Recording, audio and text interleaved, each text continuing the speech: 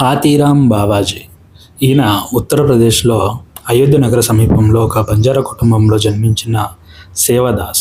కాలక్రమేణా ఈయనకే హాతీరామ్ అనే పేరు వచ్చింది. అది ఎలా అనేది, ఈ సేవదాస్కి చిన్నప్పటి నుంచే దైవభక్తి ఎక్కువ.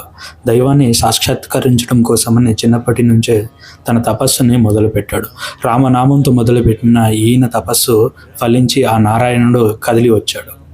ఈ బాల సన్యాసి చేసే రామనామం వైకుంఠంలో ఉన్న శ్రీనివాసుడికి వినిపించింది. రామ్ రామ్ రామ్ అనుకుంటూ. ఇక భక్తుడిని అనుగ్రహించడం కోసం ఆ స్వామివారే ఒక బాలుడి రూపంలో వచ్చి అనుగ్రహించాడు. నీవు ఇక్కడ కాదు, తిరుమలకు వెళ్ళమని ఆజ్ఞాపించాడు.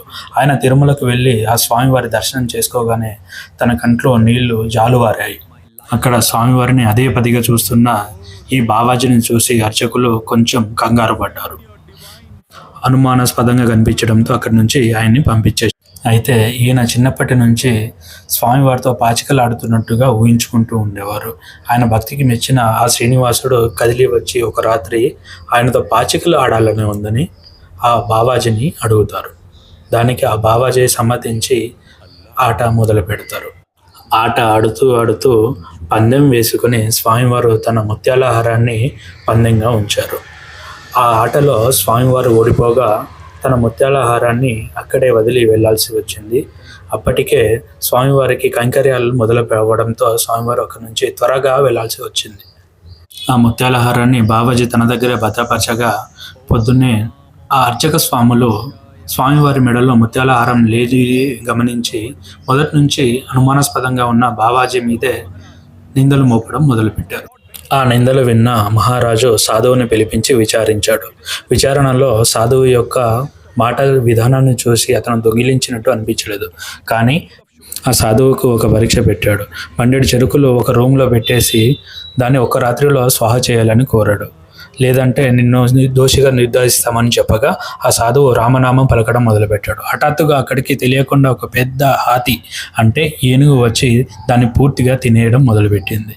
ఇదంతా చూసినటువంటి ఆ ప్రజలు, భటులు, రాజు అందరూ ఆశ్చర్యపోయి ఆయనకు హర్షధ్వానాలు చేయడం మొదలుపెట్టారు. హాతీ అంటే ఏనుగు. నిత్యం రామనామం పలకడం వల్ల హాతీ రామ్ అని ఈయనకు పేరు స్థిరపడిపోయింది. ఇక స్వామివారి ఆదేశం మేరకు ఆయన అక్కడ ఒక మఠాన్ని ఏర్పరిచి అందరికీ జ్ఞాన ప్రబోధాలు చేశారు. కానీ ఆయనకు స్వామివారిని అర్చించుకోవడానికి సమయం లేక అక్కడే జీవ సమాధి అయి స్వామివారిలో కలిసిపోయాడు. ఇప్పటికీ ఈ జీవ సమాధి వేణుగోపాల స్వామి యొక్క ఆపోజిట్లో ఉంటుంది. ఇక ఈ మఠాన్ని మనం సందర్శించుకుందాం రండి. శ్రీవారి యొక్క రాజగోపురం నుంచి ఎడమ వైపుకి వెళ్తే అక్కడ సుపథం దారి నుంచి హాతీరామ్ బావాజీ యొక్క మఠం స్పష్టంగా కనిపించడం ఉంటుంది. మొదట శ్రీ హనుమంతుల వారు మనకు దర్శనం ఇచ్చారు. అక్కడి నుంచి కొంచెం స్ట్రైట్గా వెళితే హాతీరామ్ బావాజీ యొక్క మఠం పైన మరియు స్వామివారి ఆనంద నిలయం కింది వైపు కనిపిస్తుంది.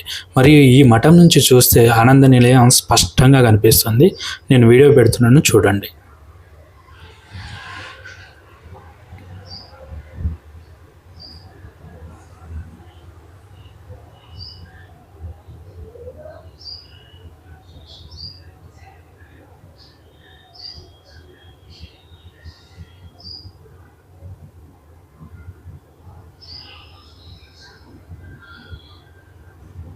ఇక్కడ నుంచి చూస్తే ఆనంద నిలయం ఎంత స్పష్టంగా కనిపిస్తుందో కదా.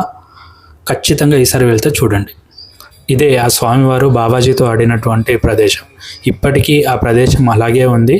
స్వామివారు ఎడమవైపు మరియు ఆ బావాజీ రెండవ సైడ్ కూర్చొని కుడివైపు కూర్చొని ఆడినటువంటి ప్లేసు, పాచికలు అలాగే ఉంటాయి. ఇక్కడ నిత్యం రామనామాలు వినిపించడం జరుగుతూ ఉంటుంది. మరియు దానికి కుడివైపుగా వెళ్ళగా శ్రీరాముల వారు లక్ష్మణ స్వామితో మరియు సీతాదేవితో కొలువై అక్కడే కనిపిస్తారు. ఆయన కూడా సందర్శించుకుందాం రండి. ఇక ప్రదక్షిణ చేస్తూ ఆ నందకిషోరుడు, ఆ తర్వాత దశావతారాలకు సంబంధించినటువంటి విగ్రహాలు అలాగే ఉండడం గమనార్హం. ఖచ్చితంగా వాటిని సందర్శించుకోవడం మాత్రం మర్చిపోవద్దు.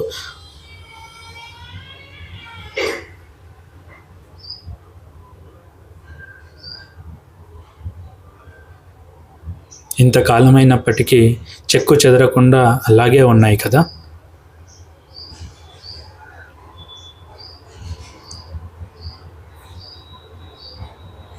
నరసింహస్వాముల వారు.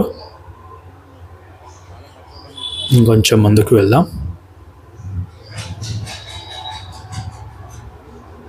వామనమూర్తి, త్రివిక్రముడు అంటారు ఈయన్నే. మరి కొంచెం ముందుకు వెళ్దాం.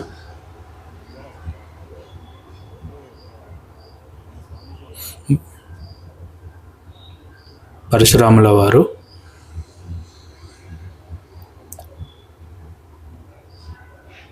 ఆ తర్వాత శ్రీరాముల వారు,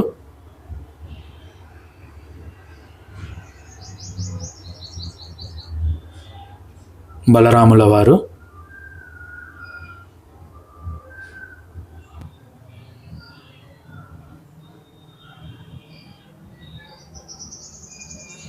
ఇక మన చిట్టి కృష్ణుడు కనిపించాడు. దశావతారాల్లో చివరి అవతారమైన కల్కి అవతారం. ఇక ఈ దశావతారాల దర్శనం అయిపోయిన తర్వాత మనం కొంచెం ముందుకు వెళితే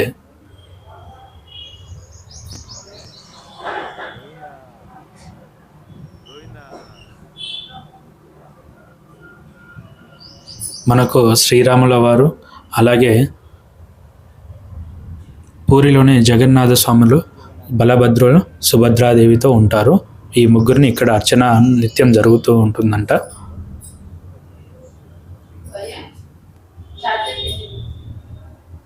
ఒక్కసారి చూసుకోండి.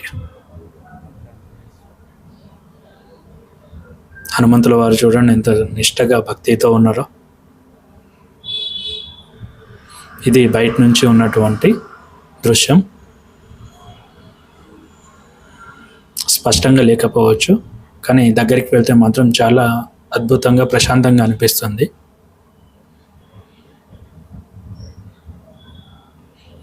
ఇక్కడ బాబాజీ కూర్చొని ధ్యానం చేసేవారంట. ఇది సింహాసనము.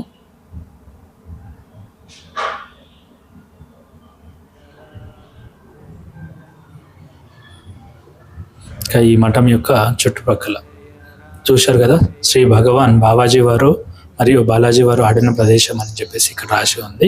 ఇక్కడ నిత్యం రామనామం వినిపిస్తూ ఉంటుందని చెప్పాను కదా, వారే పాడుతూ ఉంటారు. ప్రతి 8 గంటలకు ఒకసారి షిఫ్ట్ చేంజ్ అవుతూ ఒకరి తర్వాత ఒకరు వచ్చి పాడతారంట. మేము కూడా కొద్దిసేపు దాంట్లో పార్టిసిపేట్ చేశాం.